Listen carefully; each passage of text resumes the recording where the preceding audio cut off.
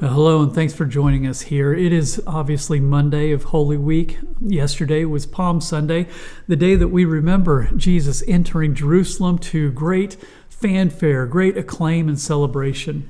Crowds lined the streets and they shouted, "Here comes the King!" And they waved palm branches and threw down their coats right there on the ground as a way to show how they honored Jesus.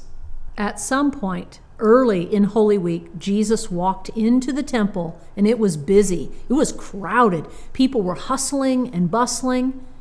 Is that what you see when you come to the church sanctuary? Lots of activity, lots of excitement, lots of people busy with busy things? When Jesus entered the sanctuary, he found people busy with business. As a matter of fact, let me read from Matthew chapter 21, verses 12 and 13. It says, Jesus entered the temple courts and drove out all who were buying and selling there. He overturned the tables of the money changers and the benches of those selling doves. "It is written," he said to them, "My house will be a house of prayer, but you are making a den of robbers." Let me explain the two problems. One, using the place of worship to conduct business. So the first issue was they turned the place that was dedicated to worshiping God, honoring God, expressing love and adoration to God, they turned it into a place to turn a profit and make a buck. And the second issue was that they were doing business in the only place that Gentiles were allowed.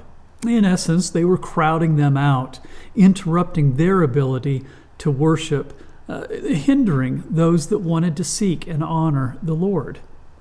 So that's what Jesus found when he came into the temple, and it upset him.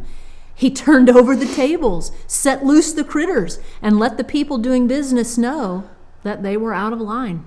In their busyness, in their business, they showed where their heart was. And they did not care.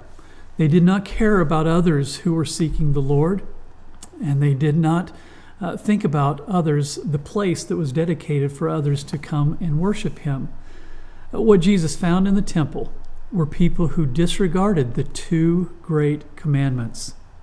Love the Lord your God with all your heart, soul, mind, and strength, and love your neighbor as yourself. As we walk toward Easter, we have to journey through the sanctuary of our own lives. Are there attitudes or activities that are troubling to Jesus in my life? Does he want to turn over any tables in our hearts? It may cause a mess. It may be very upsetting. But it's important to ask ourselves those questions because Jesus wants our worship. He wants our worship to be pure and sincere. He wants our worship to be genuine and heartfelt. And he certainly doesn't want us to get in the way of other people's worship. And so, as we approach Easter, as we walk toward it this week, let's take a close look, an honest look at ourselves and ask this question. Is there anything in my heart that gets in the way of worshiping and honoring God? And a second question, is there anything in my life that interferes with others who are seeking him? Love the Lord your God with all your heart, soul, mind, and strength. And love your neighbor as yourself. Again, thanks for joining us on this journey as we walk towards Easter. I want to make a couple of announcements. Number one, we're going to be doing these devotionals all week long, and so join us each day. Secondly, Easter is coming this coming Sunday, and as is our tradition, we're going to have a sunrise service at Vets Park. So if you live in Great Bend or in Barton County and would like to attend that, it's going to be at 6:55 in the big shelter, 6:55 a.m. I know some of you don't know what that time of day is, but 6:55 a.m. at the big shelter at Vets Park. And then at 10 o'clock on Easter Sunday morning, we're going to have a great celebration service here at the church. May the Lord bless you as we walk together toward Easter.